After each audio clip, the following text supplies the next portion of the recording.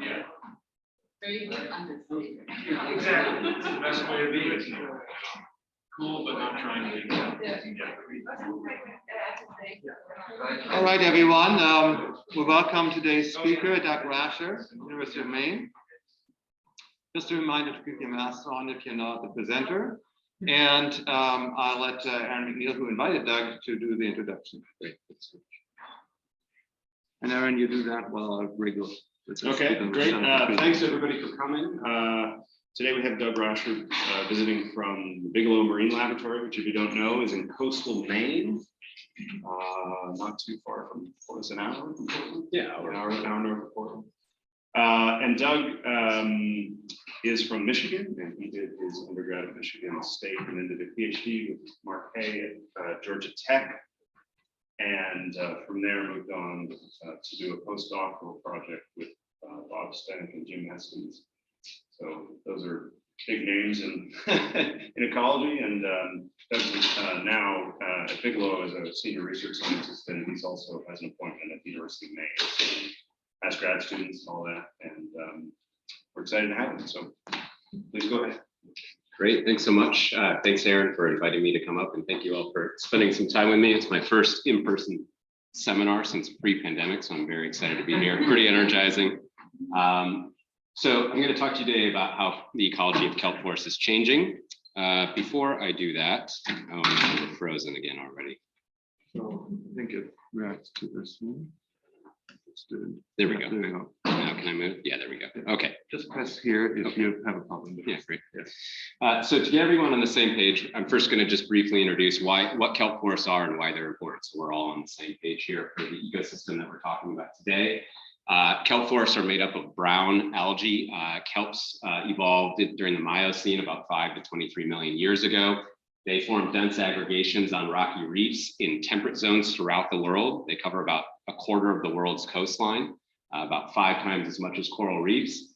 And when they form dense aggregations, they form these underwater forests. And research over the last decade or so has confirmed what we've thought, and that is that kelp forests are important. And recent research by people at Dalhousie in Australia, in the US, have revealed that kelps, like corals and seagrasses and oysters, are foundational species, meaning that they create structure underwater that provides habitat and food resources, and therefore fosters local diversity, including serving as nursery habitat. They're extremely productive. They grow at phenomenal rates, and the carbon that they're acquiring enters the food web and fuels nearshore food webs. We've come to appreciate that they provide a variety of important ecosystem services to humans. And these ecosystems are important to us as well because they serve as sentinels of change, so they can tell us something about how our world is changing as a result of human activities. And in the spirit of new beginnings of giving in-person talks, I'm going to try something a little bit different today, which is to give my main takeaways first. I've never done this before. We'll give it a go. The first two are, conclusions that I feel like are built upon work that others have been doing, that I've been doing over the last 10 years. And the latter two are implications of that work. And the first is that kelp forests are indeed vitally important to ecosystem function in the ocean, as well as ecosystem services to humans, and they are threatened principally by overfishing and climate change. These kelp forests are created and maintained by important key species interactions. Those can manifest as trophic cascades from predators to herbivores to the kelps themselves, or competitive interactions on the reef, and in fact, both. And some of these interactions, especially what I'm going to talk about today as trophic cascades, are being altered by climate change, reshaping the ecology of the ecosystem. The implications of that are that we need to not think about studying climate change purely from a physiological standpoint of studying single species in the laboratory, or continuing on our community ecology work out in the field, irrespective of physiology, but rather study climate change through an ecological lens to think about how species interactions are changing as a result of climate change, if we're going to see the emergent effects of climate change in nature and avoid ecological surprises or tipping points that are commonly happening in ecosystems now. And because species interactions are so important and are being altered, there's potential there for regional management to build resilience. In some places, Local impacts actually still prevail as the most important impacts on kelp forests over climate change. And so there's still scope for regional management to maintain forests. And in fact, you'll see from some of the work that I'm going to present, there are things that can be done at the regional level to lessen or blunt the impacts of climate change. And so we should not give up hope. There are things that we can do at the local to regional level that are important for maintaining the kelp forests we still do have into the near future. So I'm going to talk about these takeaways through two vignettes. The first one is about my work in the Aleutian Islands with a variety of people. To orientate you to where the Aleutians are, this is the string of volcanic islands that stretch from Alaska to Russia across the North Pacific Rim. You can see that they span a huge distance. If you draw a line down in the middle, you hit Hawaii. If you go to the end, you hit New Zealand. So they cover a vast amount of ocean in the North Pacific. They're really in the cold core of kelp forest distribution, and summer temperatures in the water are about 4 to 6 degrees Celsius. So it's a cold water subarctic system. And importantly, you might ask yourself, why would we go to one of the more remote regions in the world to study climate change and changing ecology? Aren't there simpler places to go to do this? Well, one of the advantages to going to the Aleutians is that it is indeed a place of rapid warming and rapid ocean acidification. So it's at the front lines of climate change. And even though it's a remote place, the food web is relatively simple and well defined, owing to 30 to 40 years of research by Jim Estes, Tim Tinker, others at USGS and Fish and Wildlife Service and UC Santa Cruz, that have really detailed the cast of characters in the history of this ecosystem. And so it's a tractable place to work to study climate impacts on the ecology of kelp forests. Interesting natural laboratory. So it is indeed a place of rapid warming and ocean acidification. It's already warmed about 1 degree Celsius since the beginning of the Industrial Revolution. And models predict that it's going to continue to rapidly warm up to 2 to 3 degrees Celsius moving into mid-century. In addition, marine heat waves, which are protracted periods of warming, have increased over the last half century, but not similarly everywhere. There are particular places that are heat wave hotspots, and you can see that the frequency and intensity of marine heat waves has been particularly high in this region. And at the same time, the CO2 that we're putting into the atmosphere is changing the chemistry of the ocean in a way that it's making it harder for calcifying organisms to build their hard parts. So it's not only changing the acidity of the ocean, but also the availability of building blocks that calcifying organisms use to build hard parts like claws or shells or things of that nature. As I meant, in addition to being a place of rapid environmental change, it's also a place that has seen dramatic ecological change over time. And these changes really started to happen hundreds of years ago. So shortly after the Bering expedition in the mid-1700s, it became apparent that this region hosted large populations of sea otters, which were valuable for their furs, and that ushered in the Pacific maritime fur trade. And sea otters were hunted to the brink of extinction by Russia and then the US through the course of the next 150 years or so. Then sea otters were protected and their population slowly started to rebuild. And in the middle of the 1900s, 60s, 70s, Jim Estes and colleagues started to study sea otters in this area. And as sea otters were recovering in the Aleutians. But importantly, sea otters were not recovering at the same rates at all islands. At some islands, they were recovering rapidly, at others slowly, and still at other islands, not at all. And that provided an opportunity for Jim and others to document the ecological effects of sea otters. And they did so over the course of several decades, and in doing so revealed that sea otters were a keystone predator in this ecosystem, and their predation on sea urchins was really important because it had an indirect positive effect on kelp. So when sea otters are present, urchins are really rare, and that allows kelps to flourish. When sea otters are missing, urchins run wild and they deforest the reef and turn it into what we call an urchin barren. And so sea otters were continuing to recover through the 1970s, 80s, early 90s. And during that time, Jim and others revealed that in places where otters were present and therefore kelps were present, the ecosystem looked very different. So the abundance of fish were greater within kelp forest sites, rates of mussel growth were higher, and even the diets of nearshore birds shifted when kelp forests were present. But then everything changed in the mid-90s. Jim and Tim, your faces there. Jim and Tim and others documented that killer whale predation suddenly increased and caused a precipitous decline of sea otters in the ecosystem. And sea otters remain quite rare in the ecosystem today. And in the wake of that sea otter population collapse, rapid deforestation occurred because sea urchins ran wild and deforested the reef. And so this is what you see now in the Aleutians when you dunk your head underwater.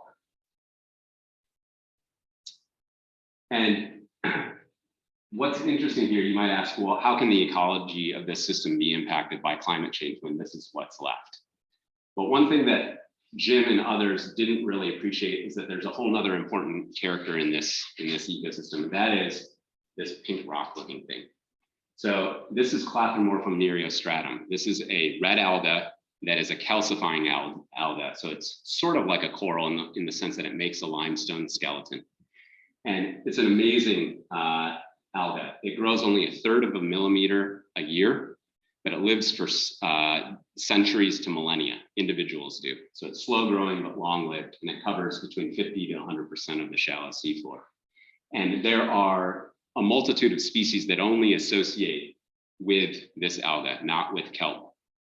So it's an important habitat builder. And this alga has persisted for many centuries, even during past periods when sea otters were hunted to near extinction and urchins presumably prevailed. And so you might ask yourself, well, how do these reefs make it through the last several hundred years and look as they do? And the answer is that they are also unique in their defenses against grazers. So they have this outer bark, it's sort of analogous to the bark of a tree. It's an outer layer that makes it especially protected against grazing. And so historically, it was not part of this trophic cascade at all, right? Just sitting there as a sentinel in the ecosystem. But like corals on tropical reefs, these sort of calcifying organisms are sensitive to ocean acidification and warming in terms of their calcification process. And collaborators at the University of Toronto, principally Jochen Halfar and his graduate student T.B. Chan, discovered that the density of Clathomorphum has been changing through time. So while calcification rates hummed along fine, in the last 20 years or so, the density of the alga has been declining, meaning that it's weakening. And at the same time, there's work going on in the field of global change biology that suggests that as the oceans warm, herbivore grazing rates are going to be increasing. And so we hypothesize that perhaps warming and acidification may be changing the outcomes of trophic cascades in this system and pushing the system beyond a tipping point.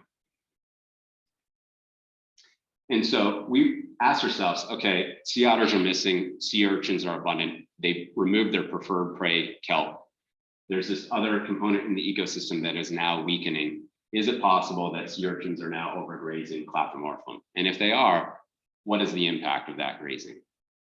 We're also interested in understanding to what degree has the loss of sea otters, climate change, or both of these factors created this emergent phenomenon if it exists. And also wondering how will climate change further affect reef grazing in the future?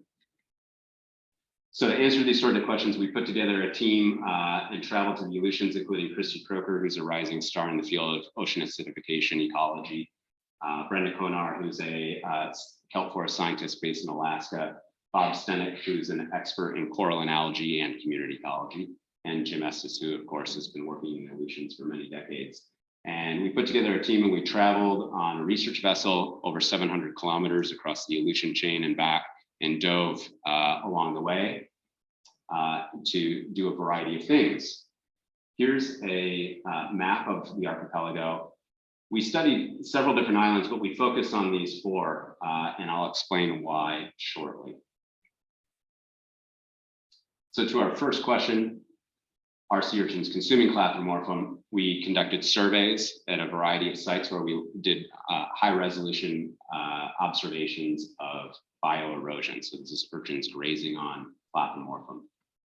And underwater, what we did is a couple different approaches. We quantified at the colony level what proportion of the colony was overgrazed, and you can tell by the exposure of the white parathallus, meaning basically that tissue is dead and no longer going to be able to produce a new skeleton. We also look for large excavation pits because sometimes urchins aggregate in particular areas and drill down. And we also measured the depth of urchin bites to understand the prevalence and severity of bioerosion. So what we saw across these 4 islands is that bioerosion was severe and widespread. So on average, between 40 and 80% of every colony was overgrazed and thus dead and no longer produce a new skeleton. And when we looked at individual grazing scars, we saw that individual urchin bites can take out as much as 7 years of growth in a single bite. So really impactful. Because you remember, it only grows 1/3 of a millimeter a year. That's 300 microns. And so you can picture an urchin feeding. The scales are quite out of sync in terms of growth versus consumption in this scenario. And when we looked at excavation pits, what we saw is that we did find pits. They varied among islands. At Attu and the Simichis, where otters have been missing longest, we saw a prevalence of larger pits that represented centuries of lost reef biomass in those places. And so what does that mean in terms of changes in the reef and in algal abundance? Well, what we did is we surveyed the abundance of Clathomorphum in 2014, and then we revisited again in 2015 and 2017 and quantified changes in algal abundance. And let's see if these dark gray bars are 2014, the white bars are 2015, and the light gray bars are 2017. And you can see that there was quite a bit of loss in a short period of time, on average about 24% and up to 64% of reef cover was lost in just a 3-year period. So really dramatic change in the system in a short period of time. I should note that 2 marine heat waves occurred over this period. So you might ask yourself, well, was this more change in reef, algal reef abundance due to, say, bleaching or some other factor than bioerosion? But what we saw is that the temperatures during those heat waves didn't reach the thermal tipping point for this species. And we didn't see any evidence of bleaching, but instead saw evidence of intense bioerosion. So it's likely that bioerosion was the main driver of this decline. And so sea otters, when they are present at effective densities, they selectively consume large sea urchins, right? And we did some experiments where we found that large sea urchins are the primary agents of bioerosion in the system. And so, of course, this bioerosion or reef decline that we're seeing is due in part to the loss of sea otters. But the system has rapidly warmed and acidified over this same period of time. And so it begs the question, is it simply the loss of sea otters, or is climate change also having an influence here? And you might ask yourself, well, how can you explore those ideas? We racked our brains and we decided, well, if it was possible to go back in time and re-examine what had happened, that might be useful. We couldn't really come up with a way. But I was visiting Yokin in Mississauga to actually do some growth rate analyses. And what I noticed when sectioning Clathomorphum, and what's very cool about this alga is it forms annual growth bands like tree rings in a tree. And it's been used for paleoclimate reconstructions for quite a while now. But when I sectioned and polished and imaged samples that we had collected in 2014, what we came to realize is that you could actually see bioerosion events in the growth bands. And that allowed us to actually reconstruct when and where bioerosion events happened, which I was very excited about. And fortunately, we have records of sea urchin abundance in this ecosystem dating far back. And we also have sea surface temperature records, or hindcasts, I should say, from NOAA, a NOAA model that ship observation calibrated. So we can take these bioerosion records and ask through linear models, to what degree does urchin biomass or sea surface temperature relate to the bioerosion that we're seeing? And so that's what we did with this analysis. We focused on these 4 islands again, and they're really similar. They have the same flora and fauna. The only major difference is in Chika and Ogliuga, otters had fully recovered in the mid-1900s prior to the recent collapse. At Attu, recovery was a partial prior to the recent collapse. And at the Simichi Islands, otters have been functionally extinct since at least the fur trade. And so that allowed for some variation in what we should expect in our historical records. And so what do we find? Well, to orientate you, here's the record from 1965 to 2005.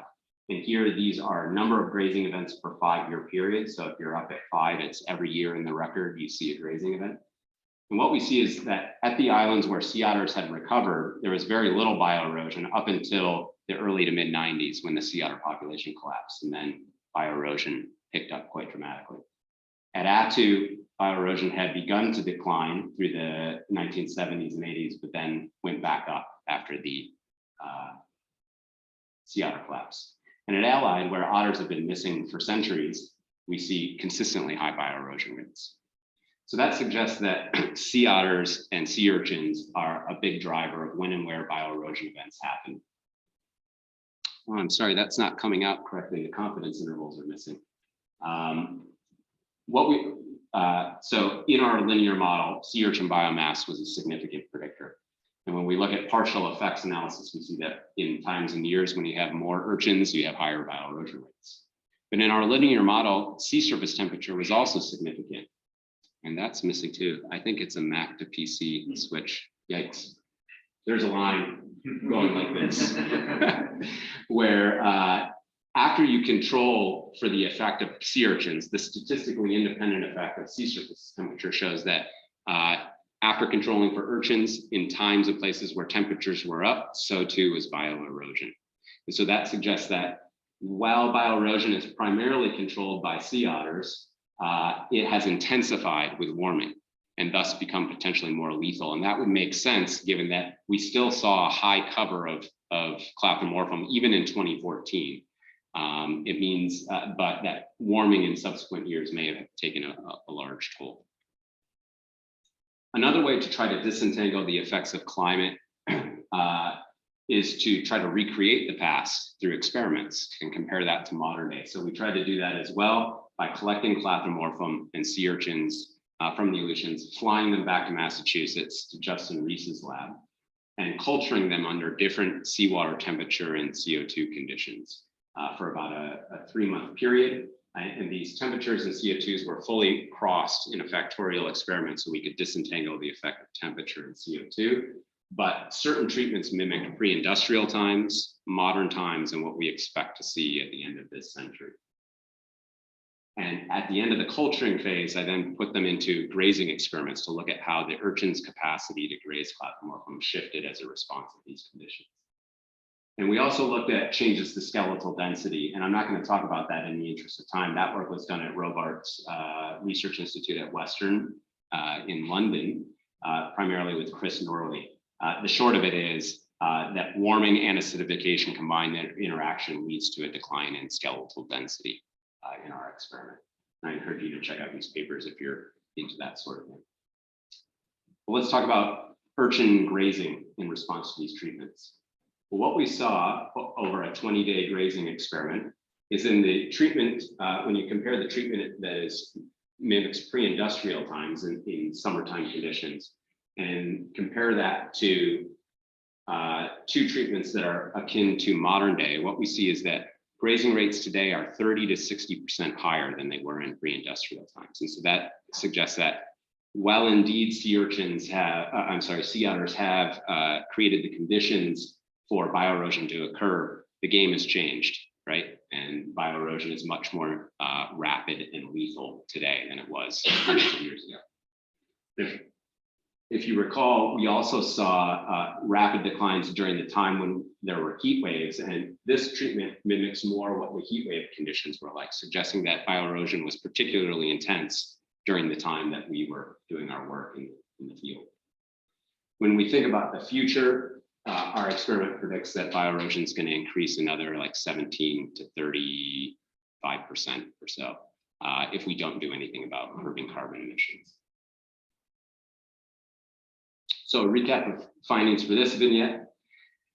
These massive reefs that have been around for centuries to millennia are now in decline due to overgrazing.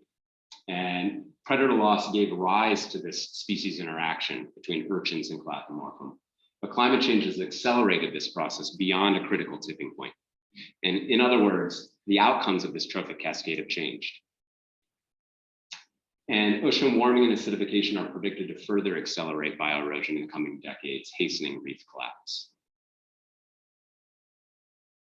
If I can give you a glimmer of hope, if we could restore sea otters, it would largely mitigate the problem in the near term. So just keep that in mind. This work was done with a variety of people ranging from community ecologists to biogeochemists, to geologists, to wildlife biologists, to computational biologists. So it was very much a collaborative effort across many different institutions, including several in Canada. And that's that.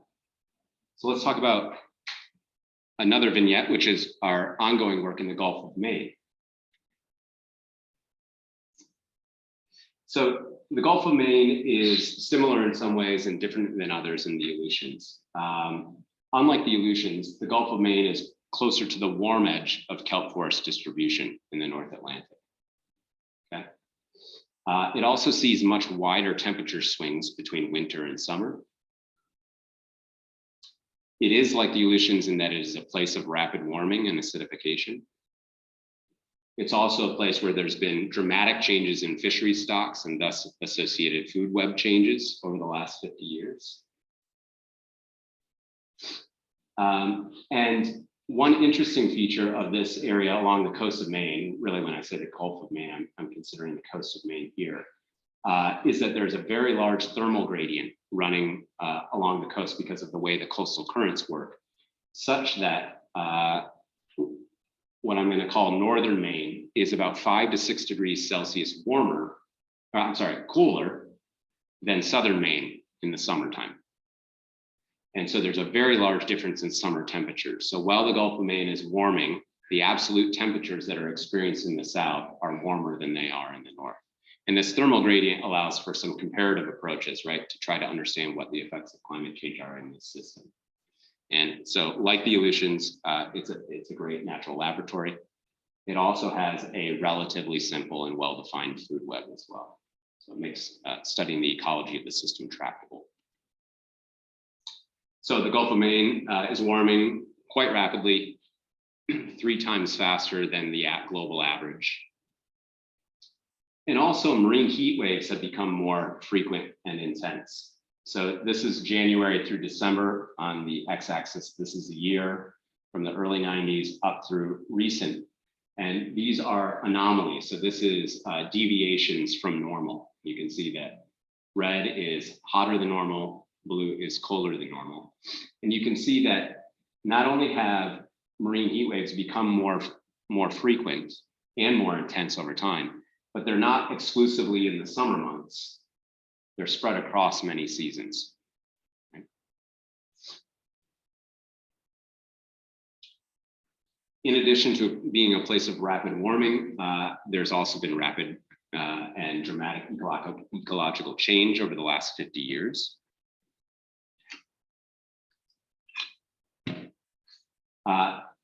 Historically, these kelp forests in the Gulf of Maine were dominated by large predators, primarily Atlantic cod, also wolffish in the understory.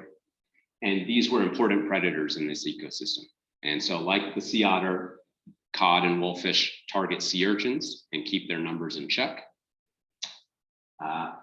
And archaeological evidence suggests that the average size of cod for about 5,000 years was a meter in length in the nearshore realm. So these were large teleost predators that were important agents of predation in the system. But as you well know, cod has a history of overexploitation in this region, and cod numbers precipitously fell over the 1900s, such that they became what I'd call ecologically extinct along the coast of Maine in the last century. And so what happened in the face of intense commercial fishing of Atlantic cod is that the ecosystem flipped from that of a kelp forest to an urchin barren. So if you were to dunk your head underwater in the 1970s and 80s and along the coast of Maine, you would have seen lots of urchins and very, very little kelp to speak of. Okay, so a trophic cascade ensued in the course of the region. But then in Maine, we started an urchin fishery that took off in the late 90s. It was largely a boom bust fishery that waned in the late 90s, early 2000s, but there's been a continued harvest, particularly in northern Maine, since then. And this was primarily a dive fishery. So we had divers all across the coast hand collecting millions of sea urchins. And in doing that, they sent sea urchins to functional extinction. So urchins became very scarce across the coast of Maine, and essentially humans replaced cod as the predator in the ecosystem. And so a trophic cascade ensued and reforested the region in the early 2000s, such that all along the coast of Maine, we had kelp forests again in the late 90s and early 2000s.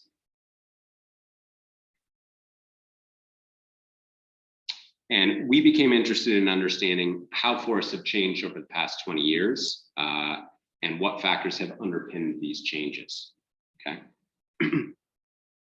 And of course, that's going to be contingent on whether sea urchins have remained scarce. And it's going to be contingent on the degree to which this warming pattern that I've talked about has influenced the ecology of the system, either directly or indirectly. And so to explore this, we took a couple different approaches, but the focus of our recent work has been to aggregate long-term data. And the best source of those data is the Maine Department of Marine Resources, which has been surveying sea urchins and kelp cover and understory algal cover every year at about 50 sites from 2001 to 2018, which is a tremendous data set, never been published. And their sites occurred all the way from York in the south to the border of Canada in the north. So the spatial coverage is phenomenal, and these are annual surveys. So a very powerful data set for tracking change. The limitation of these data is that they don't go into taxonomic identification of who's there. And they just group their data as kelp and understory. So we complemented these data with data that Bob Stenick collected in the early 2000s and data that I collected in 2018, which we did high resolution surveys of the kelp forest to understand compositional change. So not just how the abundance of kelp has changed, but also who's there. Okay. And in recent time, we modeled these data to try to understand the degree to which climate forcing or sea urchin grazing has influenced the trajectory of kelp forests through time. And that work has been done largely in collaboration with Jarrett Burns, who's at UMass Boston. And I'll just take a brief aside. It's not lost on me that these are all men that are involved in this. I will say that the work that we've been doing since 2018 on, I've tried really hard to diversify who's involved in this work, both through collaborators and with the students that are involved. But this is the historical data that existed. So we fortunately have sea urchin data all across the coast, kelp forest data all across the coast, and these triangles depict oceanographic buoys that are distributed along the coast of Maine that provide daily information on sea surface temperature. And so we can combine these data to model the influence of climate forcing and sea urchins on kelp change through time. And for the purposes of this talk, I've broken the coast down into subregions. So this area is called York. This area is called Casco Bay. This area is called Mid-Coast. This area is called Penobscot Bay. This area is called Mountain Desert Island, and this area we call Down East Maine. And I break it down into subregions because of the large thermal gradient I talked about. Subregions differ in the environmental conditions that are there, in rates of productivity.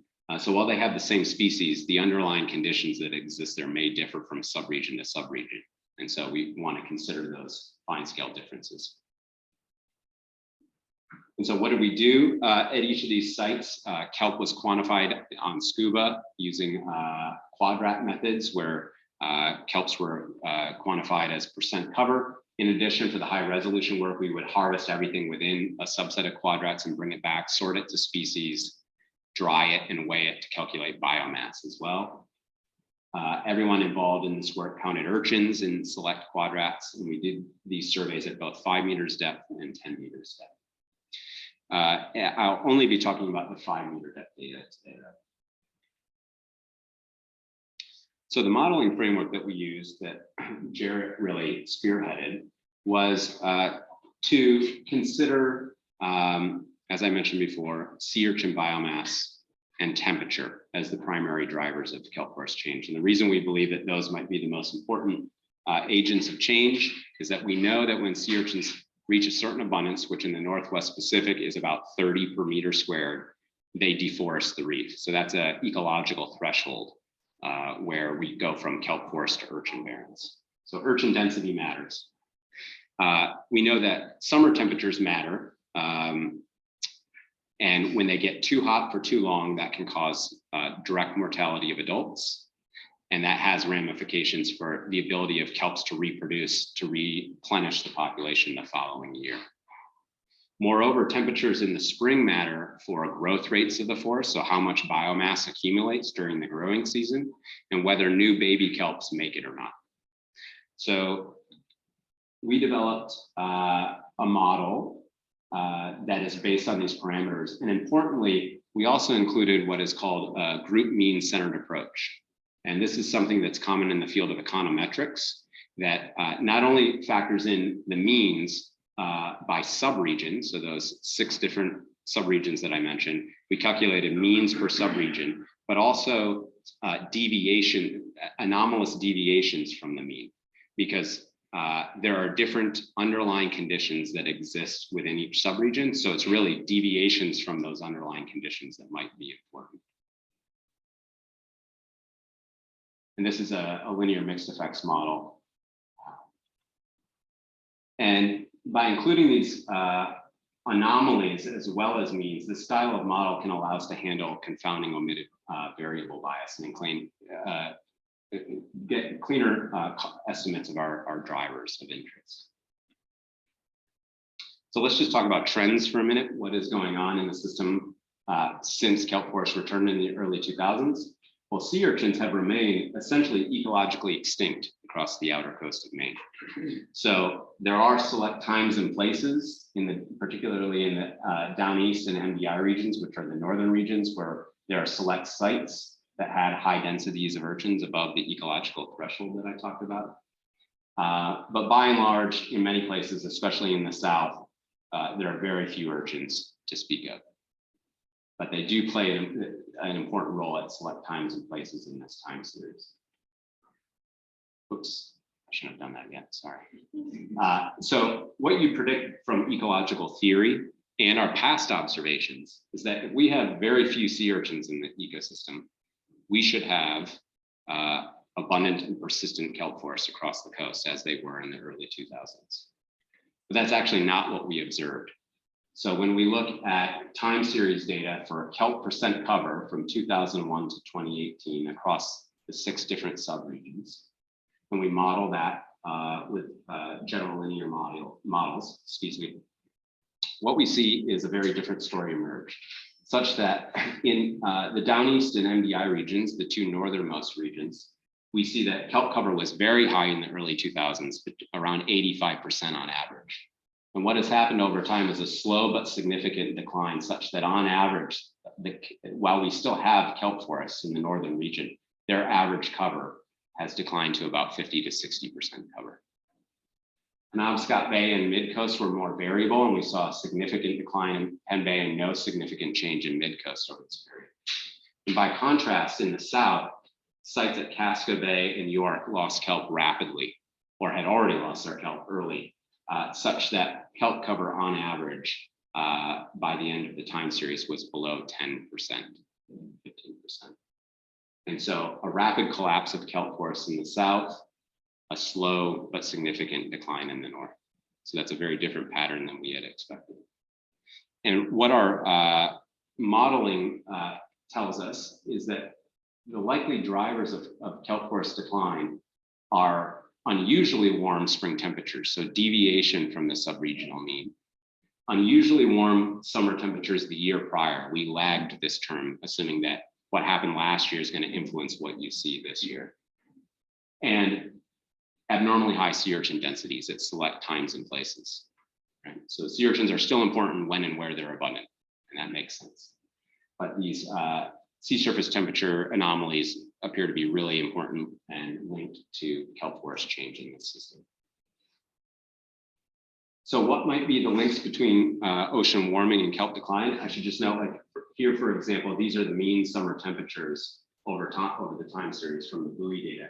And you can see that temperatures are going up quite rapidly, but at different absolute levels, right? Depending on if you're in northern Maine versus southern Maine, such that the two southernmost subregions have warmed to where their mean temperatures at the end of the time series are up around 17.5 degrees Celsius. And that's quite warm for our kelp forest population, our kelp populations.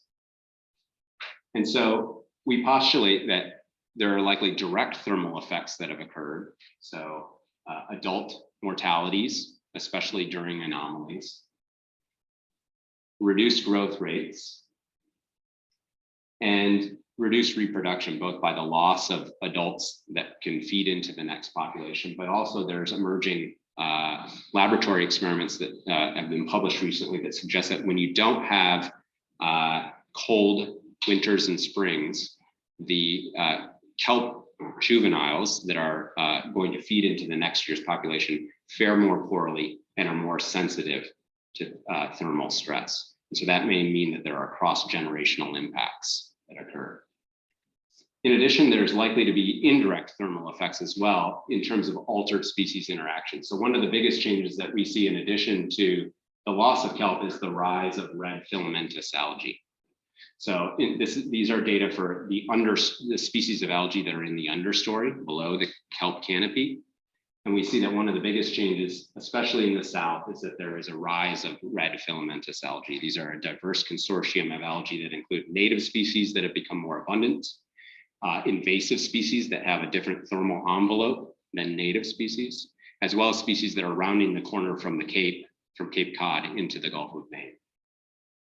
And there's work that's been done in other ecosystems that suggests that once these red turf algae become established, they develop an ecological feedback loop that prevents kelps from returning in the ecosystem. So it's likely that this is at play in our system as well. And I have a PhD student who's exploring this idea in our system too.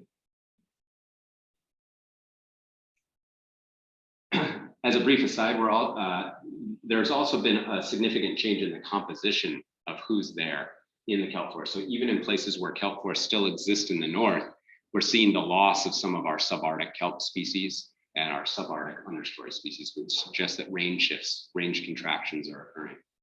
We're also seeing new species emerge in the ecosystem and the arrival of new fish species as well. And we're exploring these range shifts in real time through a new NSF-funded project that's utilizing underwater visual censuses and eDNA to try to understand range shifts as they're playing out real time. So a recap of the key findings in this research: sea urchins remain scarce in the ecosystem, and one would predict that that should result in a lasting persistence of kelp, the ecosystem's foundation, right? But instead, what we see is that that's not what's playing out. The outcomes of the trophic cascade have changed, right? So with herbivore removal, we're not seeing a persistence of kelp, but instead we're seeing a waning dominance of kelp in the north and a complete collapse of kelp forests and an ecosystem state shift to another phase state in the south. Okay? So the outcome, there is algae there, but who's there is very different in terms of the results of the trophic cascade. And our modeling suggests that these changes are likely to result of both warming anomalies in the spring and in the summer, and manifesting in several different mechanistic ways.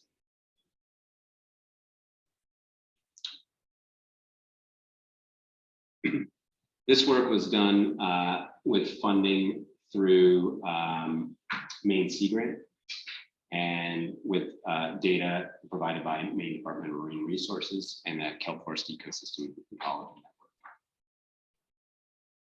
So back to the main takeaways that I presented at the beginning. Hope convinced you that kelp forests are vitally important in threatened ecosystems. They serve multiple ecosystem functions. They provide a multitude of ecosystem services. We have a quickly growing kelp aquaculture industry in the state of Maine, and that industry is entirely dependent on wild kelp forests as a source of genetic potential and the seed that's used on farms. So our farming industries are intimately linked to these wild forests. Kelp forests in many places are underpinned by key species interactions, and some of these interactions are being altered by climate change in important ways. I hope I've convinced you that the outcomes of trophic cascades can be altered in a couple different ways. Climate change can alter the strength of species interactions and push them beyond critical tipping points in the example of the Alaska work. Also, new species interactions can emerge. For example, the rise of turf algae may be interacting with kelp in new and unprecedented ways. And there's examples from other ecosystems, for example, in Australia, where new herbivores are arriving in the ecosystem and fundamentally changing the grazing regime in the system. So such changes can manifest in multiple different ways. And so I would argue that the work that others have been doing and that I've been doing suggests that we really need to integrate across both marine ecology, physiology, global change biology, if we're going to understand emergent effects in nature. Otherwise, we're going to miss subtle but important changes, or maybe obvious and important changes, that will lead to ecological surprises. And I'd also argue conversely, we need to update our theories in the field of ecology to incorporate how climate change is retinkering and rewriting the rules of some of the core ecological processes that we think govern coastal ecosystems, right? The playbook is being rewritten and we need to update our thinking in that sense. And many people are, but there's a fair number of people who are thinking about things in purely physiological senses or focused on single species, but single species do not live in a vacuum. They interact with many other species, and we need to consider these species interactions in our climate change work. And there is opportunity for regional management to make a big difference. So for example, in some places, keeping sea urchin numbers down is going to be principally important, right? As an example, in the Gulf of Maine, there would not be any kelp forests if we had not had our urchin fishery in the 90s, right? So while climate change is taking a toll on this system, there are still kelp forests distributed across hundreds of kilometers of coastline, and that is principally due to the removal of sea urchins from the system. And so that does not protect the system over the long term, but it does maintain the functions and services that kelp forests provide for the time being. In the Alaska example, our work suggests that if sea otters were restored to the system, that would largely mitigate the climate-induced collapse of these reefs, because it would remove the principal agents of bioerosion and, of course, allow kelp forests to return. So while it feels pretty overwhelming that we need to have aggressive policy changes to curb atmospheric carbon emissions if we're really going to save these ecosystems over the long run, I hope people feel empowered that regional management can make a huge difference to continue to keep these essential ecosystems around and to shepherd them through the next phase of human interactions with the ocean. So with that, I'll take questions.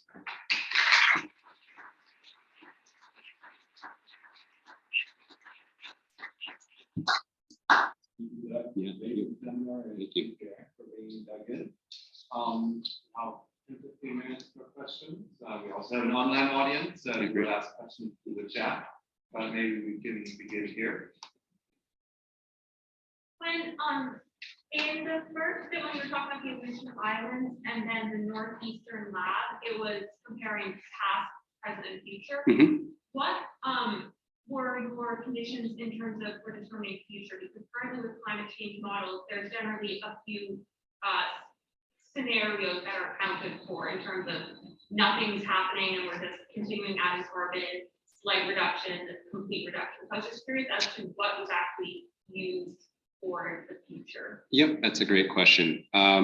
So our CO2 concentrations for the future scenario were in the 800 ppm range, which is not the most dire and it's middle of the road. It's not the most conservative, not the most dire. One thing that's important about the North Pacific, though, is there's modeling work that's been done that suggests that there's going to be amplification of ocean acidification over time, and high latitude ecosystems harbor greater concentrations of CO2 than do tropical latitudes. And so rates of acidification they're not the same everywhere across our oceans. And so we adjusted them to be system specific as well, unique to the Aleutians. And we also arrived at some of those numbers by using some of the paleoclimate reconstruction work for our pre-industrial levels. We looked back in time in our paleoclimate reconstructions for sea surface temperature and pH to understand what it was likely to be in the past as well. Other questions? Oh, boy. You picked, Doug. So for the Gulf of Maine, Yes. and I guess the Nova Scotian kelp forests are within the state, not as hot waters yet, but I mean, some species distribution models suggest that by mid-century or end century, those kelp forests will not be there anymore. So no level of regional management will keep them, right? But maybe they just shift further north. Yeah, I guess my argument would be 30 to 40 years more of kelp forests is worth fighting for in terms of if they are providing nursery habitat for fishes and other important commercial species. And if they are indeed fueling an aquaculture industry that's nascent but growing rapidly, it's really worth trying to maintain them. But you're right, we should not kid ourselves here that over the long run, that entire stretch of coast is in hot water, deep trouble. Yeah. And same so in the Aleutian Island, if you say in devil's advocate, if you want to restore the sea otter populations, you want to kill the orcas. That's a great question. No comment. I will say there's a good reason to go back to the Aleutians at this point to understand the degree to which killer whales are still having an influence in the ecosystem. You know, those observations were 20 years ago. Otter numbers still remain very low. There's still evidence that, there's still good reason to believe that that's what's going on, but there hasn't been any empirical work to demonstrate that. And I think it's worth revisiting that idea in the near term to understand the degree to which killer whales are having an influence and whether that's through consumptive means or through fear of predation and its non-consumptive effects on sea otters. We don't know the answer to that. And so we don't know what policy implications exist. Yes. For Alaska, what do you think, like, if the sea urchins graze down the algae that are there now, what will happen next? That's a good question. Well, the crazy thing about sea urchins is they're like zombies. They eat and eat and eat, and then they can starve and reabsorb parts of their body to get by during times of food scarcity. They'll probably be feeding on benthic diatoms after this, that build up on white dead Clathomorphum skeleton, unfortunately, but they'll make a living and they'll be around for a while, I think. The ecological ramifications of reef decline are not really known. We know that there are species of sea stars, fish, sponges, a variety of things that associate only with Clathomorphum. So in terms of biodiversity loss, we don't have a good sense, but there's reason to believe that there will be changes in biodiversity in the system. And we don't know the degree to which kelp recruitment is dependent or independent of Clathomorphum being present as a substrate in terms of biofilm and cues for settlement. We don't know that association, but we don't know if the loss of Clathomorphum is going to have a feedback effect on kelp return, even if things change. So there's some big ecological questions to continue on there. And do you think that with the collapse of so many fisheries in the wider area, and I just read that the snow crab and king crab fisheries are closed, do you think there's a chance to develop fisheries for the That's a great question. Yeah, I get that question a lot. I think it depends on if the logistical infrastructure was improved. I mean, there's one airstrip at the beginning of that 700-kilometer stretch with a flight that's there twice a week. And there is some fisheries activity in that area. There's some processing vessels that are there. They bring finfish ashore that's packed on ice and shipped out. So there is some infrastructure there, but whether that can be scaled up for a live organism or something with a short time for freshness, I don't know. It's a very inaccessible place with bad weather. So it's hard to say if it's really feasible. Question back there. Yeah. Yes. I was wondering, similar question, if there's information on the energetic and nutritional quality of the kelp versus the red calcifying algae. And if the red algae is less a lower quality food source, would the consumption rate, total material consumed need to go up by necessity for the urchins to account for the fact that they switch to a lower quality food source? Yeah, it's clear that kelp is their preferred prey, and they'll go after that first. And once that's exhausted, they seem to switch their attention to Clathomorphum.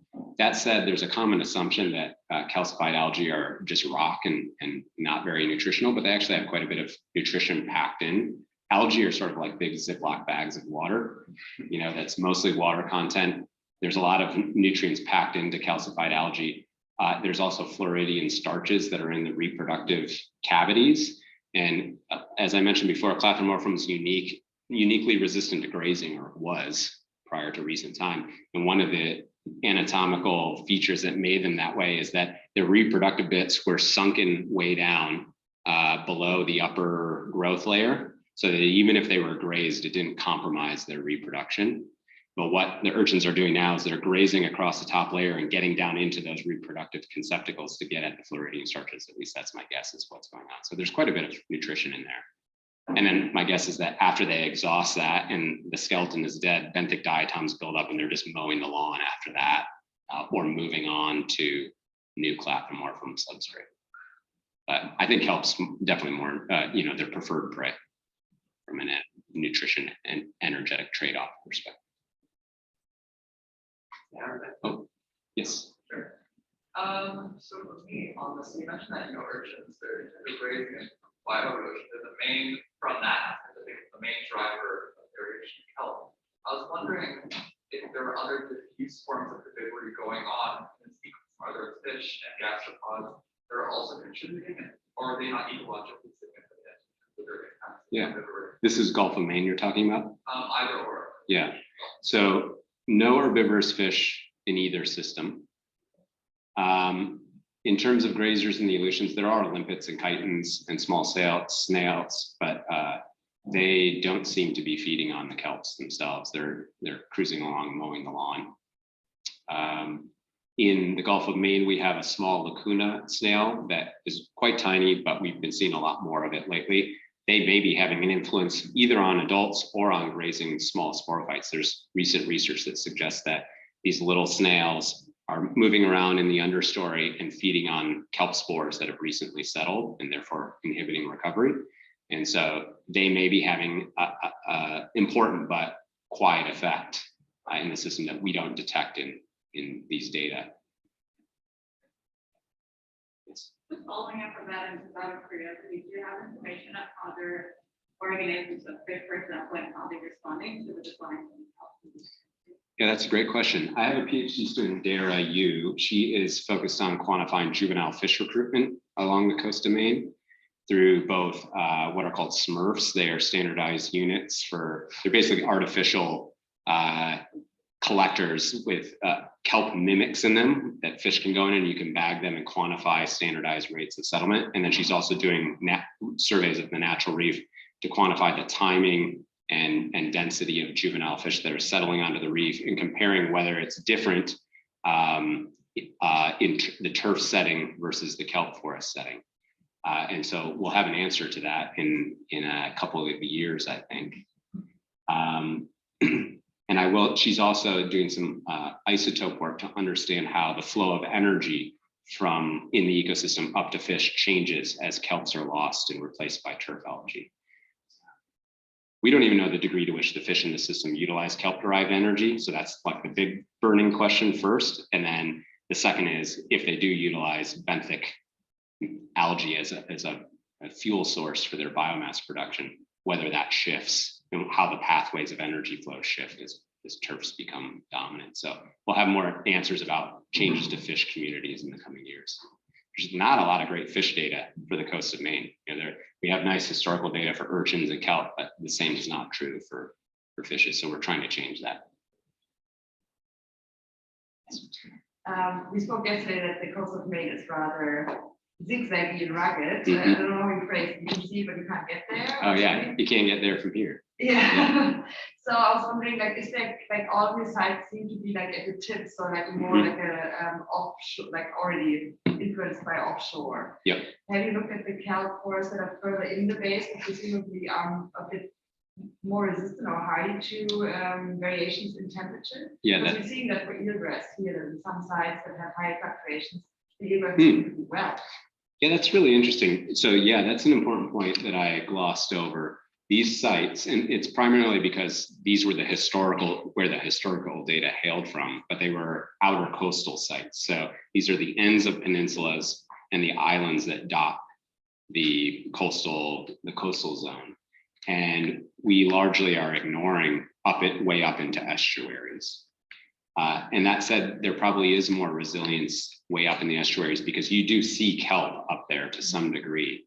It seems like kelp up in the estuaries is doing better than it is on the outer coast. So there's opportunity. The DMR has some inshore data that we just haven't analyzed, but it would be worth doing that. That's a good idea. Do you think there's a chance that these populations speed the further? Maybe. populations? They haven't thus far, and I think it depends on whether turf algae really are inhibiting the spread of kelp through recruitment inhibition.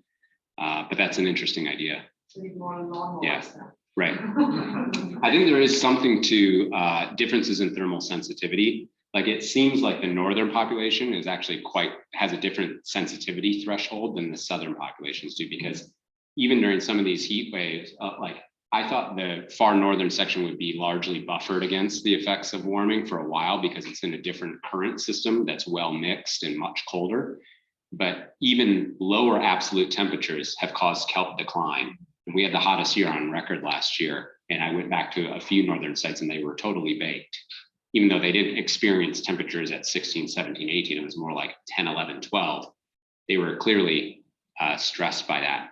And the limited genetic information we have is that there's really limited gene flow, even among bays, in terms of the kelp populations. And so these populations are isolated, they have different thermal histories, they probably have different thermal sensitivities as well. So there's something there probably.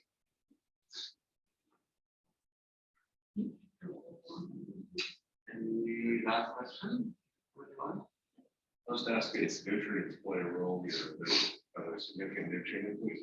There are, and they're correlated with temperature. And so probably it's possible that some of the temperature signal we're seeing here is actually nutrient limitation as well, because there is differences in nutrients. One of the ways in which that manifests is the Eastern Maine coastal current, which runs from the Bay of Fundy down and spins off at Penobscot Bay, is not only much colder, but it's totally well mixed and there's no stratification in the summer, and it's more nutrient rich as well. The Western Maine current that comes in there and runs down the rest of the coast is hotter. It becomes really stratified in the summer and becomes nutrient depleted in the summer. So there's probably a nutrient story there. There's not good nutrient data, unfortunately, but I suspect that's a factor as well. Yeah. Not seeing any questions from our online audience, Okay. so 25 or 30 people. Oh, great. We have a few Awesome. people joining us from remotely. I want to thank you again. Thanks for making the time. Appreciate it.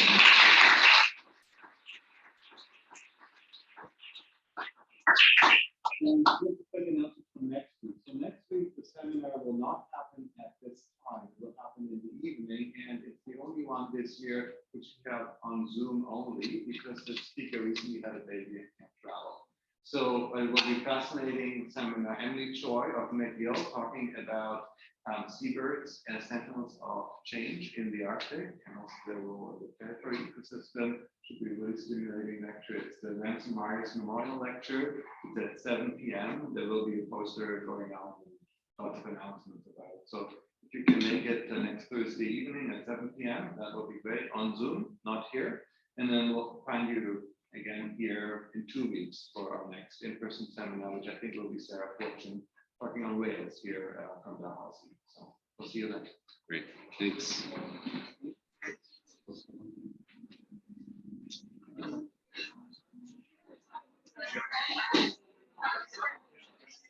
Just